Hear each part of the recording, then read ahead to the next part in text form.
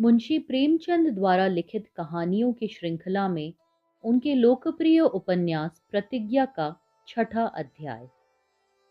लाला बद्री प्रसाद के लिए अमृत राय से अब कोई संसर्ग रखना असंभव था। विवाह तो दूसरी बात थी। समाज में इतने घोर अनाचार का पक्ष लेकर अमृत राय ने अपने को उनकी नजरों से गिरा दिया। उनसे अब कोई संबंध करना बद्री प्रसाद के लिए कलंक की बात थी। अमृत राय के बाद दाननाथ से उत्तम वर उन्हें कोई और न दिखाई दिया। अधिक खोज पूछ करने का अब समय भी न था। अमृत राय के इंतजार में पहले ही बहुत विलंब हो चुका था। बिरादरी में लोग उंगलियां उठाने लगे थे। नए संबंध की खोज में विवाह के एक अनिश्चित समय तक टल जाने का भय था। इसलिए मन इधर उधर न दौड़ाकर उन्होंने दाननाथ ही से बात पक्की करने का निश्चय कर लिया। देवकी ने भी कोई आपत्ति न की। प्रेमा ने इस विषय में उदासीनता प्रकट की। अब उसके लिए सभी पुरुष समान थे। वह किसी के साथ जीवन का निर्वाह कर सकती थी। उसकी चलती तो वह अविवाहिता ही रहना पसंद करती, पर जवान लड़की बैठी रहे यह कुल के लिए घोर अपमान की बात थी। इस विषय में किसी प्रकार का दुराग्रह करके वह माता पिता का दिल न दुखाना चाहती थी। जिस दिन अमृत राय ने वह भीषण प्रतिज्ञा की, उसी दिन प्रेमा ने समझ लिया कि अब जीवन में मेरे लिए सुख का लोप हो गया। पर अविवाहिता रहकर अपनी हंसी कराने की अपेक्षा किसी की होकर रहना कहीं सुलभ था। आज 2-3 साल पहले दाननाथ ही से उसके विवाह की बातचीत हो रही थी। यह वह जानती ही थी। बीच में परिस्थिति न बदल गई होती तो आज वह दाननाथ के घर होती। दाननाथ को वह कई बार देख चुकी थी। वह रसिक है, सज्जन है, विद्वान है, यह उसे मालूम था। उनकी सच्चरित्रता पर भी किसी को संदेह न था। देखने में भी बहुत ही सजीले गठीले आदमी थे।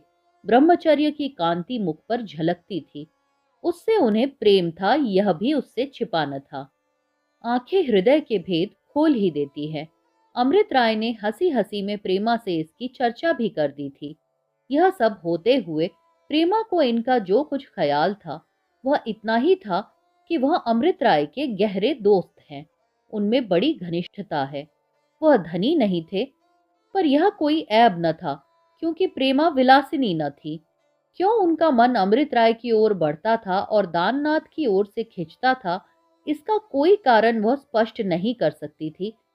पर इस परिस्थिति में उसके लिए और कोई उपाय नहीं था। फिर भी अब तक उसने दाननाथ को कभी इस दृष्टि से न देखा था। उसने मन में एक संकल्प कर लिया।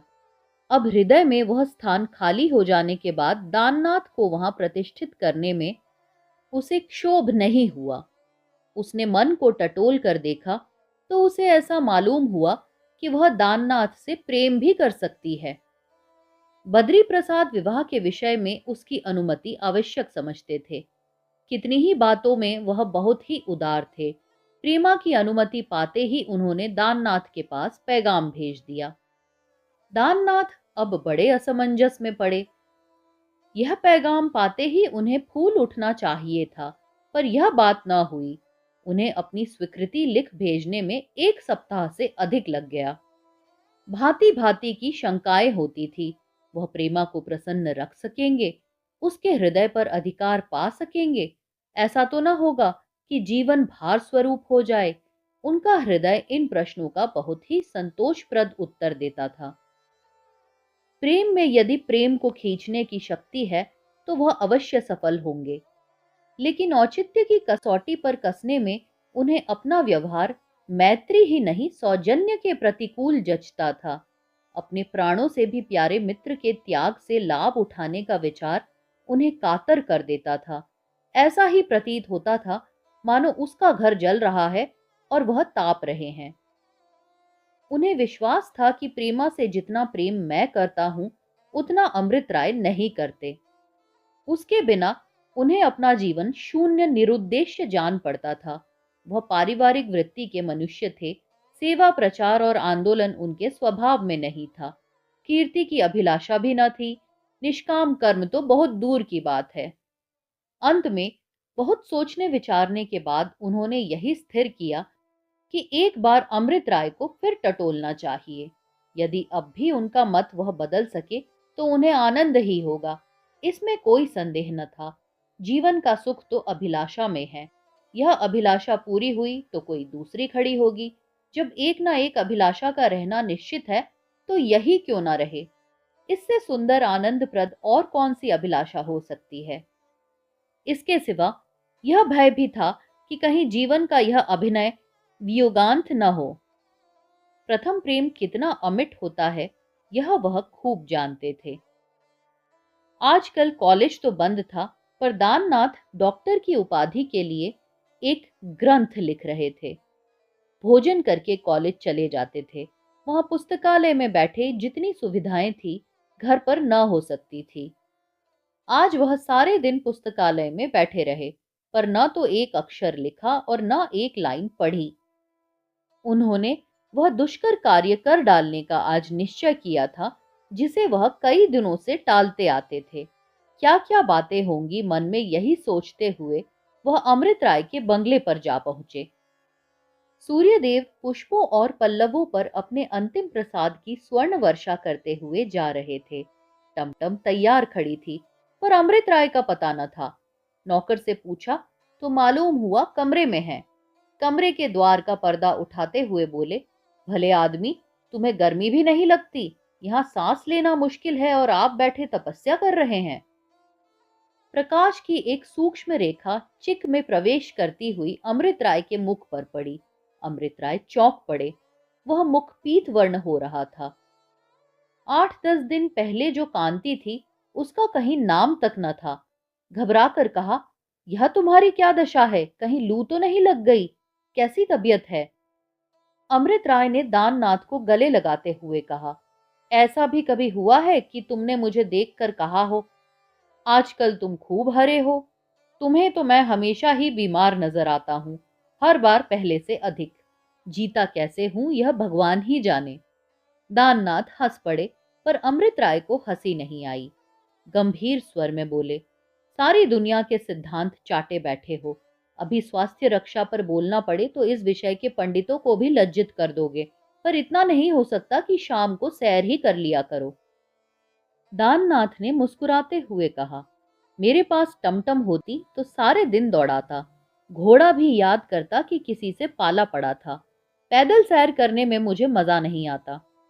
अब निकालो, कुछ सिगार विगार निकालोगे या बूढ़ों की तरह कोसते ही जाओगे?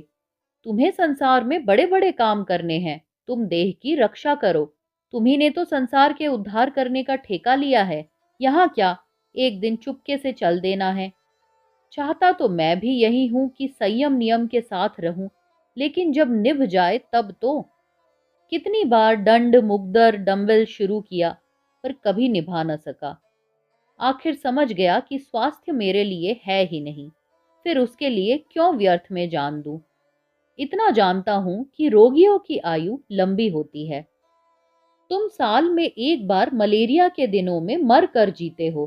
तुम्हें ज्वर आता है तो सीधा 106 अंश तक जा पहुंचता है। मुझे एक तो ज्वर आता ही नहीं, और आया भी तो 101 अंश से आगे बढ़ने का साहस नहीं करता। देख लेना, तुम मुझसे पहले चलोगे। हालांकि मेरी हार्दिक इच्छा यही है कि तुम्हारी गोद में मेरे प्राण निकले। अगर तुम्हारे सामने मरूं तो मेरी यादगार जरूर बनवाना। तुम्हारी यादगार बनाने वाले तो बहुत निकल आवेंगे, लेकिन मेरी दौड़ तो तुम्ही तक है। मेरा महत्व और कौन जानता है। इन उच्छृंखल शब्दों में विनोद के साथ कितनी आत्मीयता, कितना प्रगाढ़ स्नेह भरा हुआ था कि दोनों ही मित्रों की आंखें सजल हो गई। दाननाथ तो मुस्कुरा पड़े, लेकिन अमृत राय का मुख गंभीर हो गया। दाननाथ तो हंसमुख थे, पर विनोद की शैली किसी मर्मांतक वेदना का पता दे रही थी। अमृत राय ने पूछा, लाला बद्री प्रसाद के यहाँ से कोई संदेश आया? तुम तो इधर कई दिन से दिखाई ही नहीं दिए। मैं समझ गया कि वहां अपना रंग जमा रहे होंगे, इसीलिए गया भी नहीं। अमृत राय ने यह प्रसंग छेड़कर दाननाथ पर बड़ा एहसान किया, नहीं तो वह यहाँ घंटों गपशप करते रहने पर भी यह प्रश्न मुख पर न ला सकते। अब भी उनके मुख के भाव से कुछ ऐसा जान पड़ा कि यह प्रसंग व्यर्थ छेड़ा गया। बड़े संकोच के साथ बोले, हाँ, संदेशा तो आया है, पर मैंने जवाब दे दिया। अमृत राय ने घबरा कर पूछा, क्या जवाब दे दिया? दाननाथ, जो मेरे जी में आया।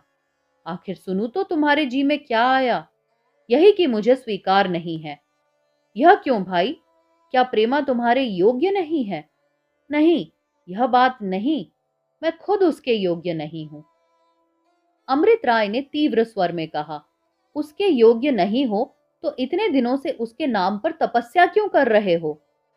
मैं बीच में न आ पड़ता तो क्या इसमें कोई संदेह है कि उससे तुम्हारा विवाह हो गया होता? मैंने देखा कि तुम इस शोक में अपना जीवन नष्ट किए डालते हो। तुमने कितने ही पैगाम लौटा दिए, यहां तक कि मुझे इसके सिवाय कोई उपाय न रहा कि मैं तुम्हारे रास्ते से हट जाऊं। मुझे भय हुआ कि उसके वियोग में घुलते घुलते कहीं तुम एक दिन मुझे अकेला छोड़कर बचता धंधा ना करो। मैंने अपने हृदय को टटोला तो मुझे जान पड़ा, मैं यह आघात सह सकता हूं, पर तुम नहीं सह सकते। भले आदमी, तुम्हारे लिए तो मैंने अपने ऊपर इतना बड़ा जब्र किया, और अब तुम कन्नियां काट रहे हो। अब अगर तुमने कोई मीन मेख निकाली तो मैं तुम्हें मार ही डालूंगा, समझ लेना। चुपके से मेरी टमटम पर बैठो और लाला बद्री प्रसाद के पास जाकर मामला खरा कराओ। दाननाथ ने बिजली का बटन दबाते हुए कहा, तुम इस काम को जितना आसान समझते हो उतना आसान नहीं है, कम से कम मेरे लिए। अमृत राय ने मित्र के मुंह को स्नेह में डूबी हुई आंखों से देखकर कहा, यह जानता हूं बेशक आसान नहीं है।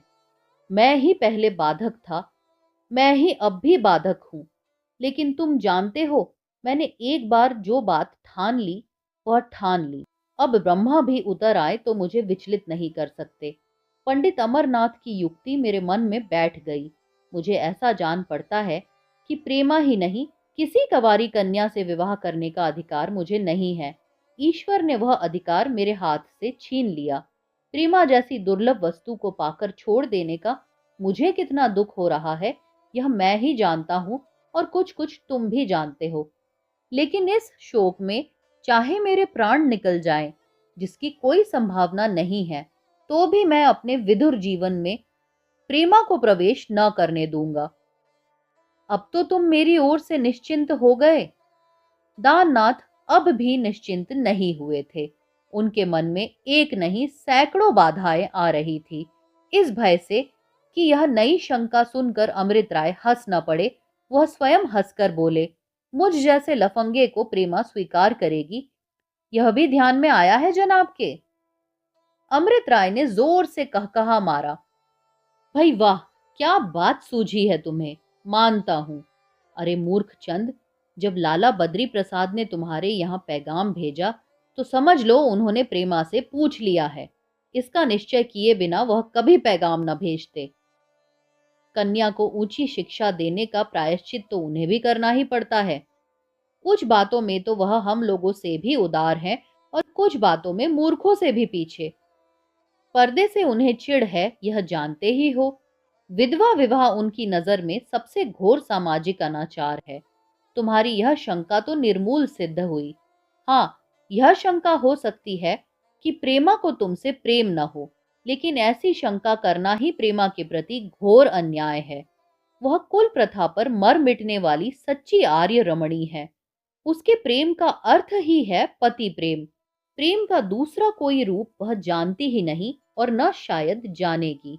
मुझसे उसे इसीलिए प्रेम था कि वह मुझे अपना भावी पति समझती थी। बस उसका प्रेम उसके कर्तव्य के अधीन है। ऐसी व्यर्थ की शंकाएं करके नाहक दिन गवा रहे हो।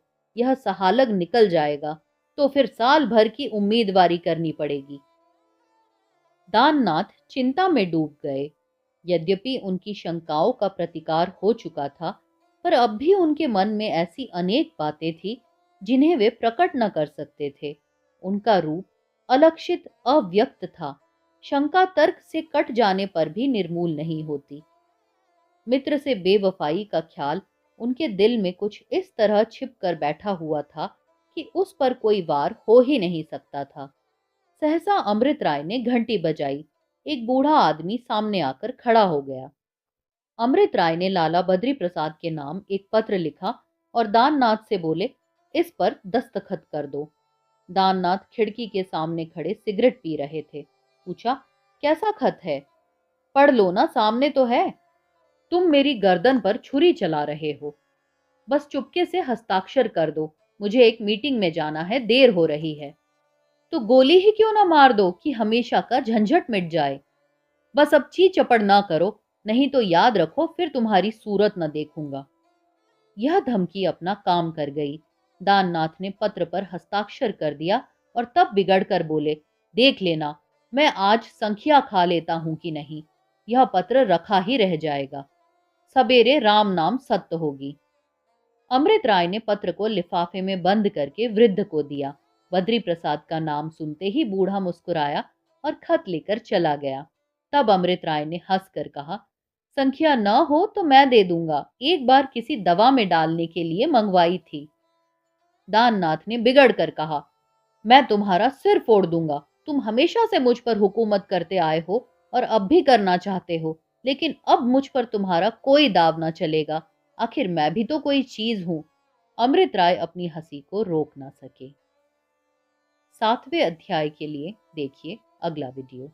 नमस्कार।